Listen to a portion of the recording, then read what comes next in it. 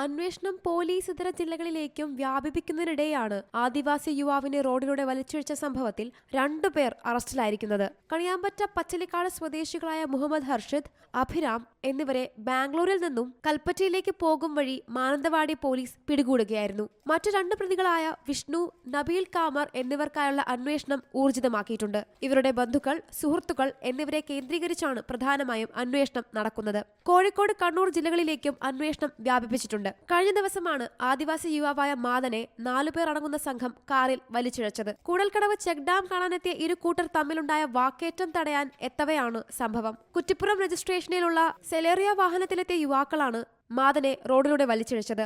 വാഹനം നിർത്താതെ പോവുകയായിരുന്നു. അന്വേഷണത്തിൽ കണിയാമ്പറ്റ സ്വദേശി ഹർഷിദിന്റെ വീട്ടിൽ നിന്നും പ്രതികൾ ഉപയോഗിച്ചിരുന്ന കാർ കണ്ടെത്തിയിരുന്നു. സംഭവത്തിൽ സാരമായി പരിക്കേറ്റ യുവാവ് വയനാട് മാനന്തവാടി മെഡിക്കൽ കോളേജ് ആശുപത്രിയിൽ ചികിത്സയിൽ തുടരുകയാണ്. C Malayalam news, Wayanad.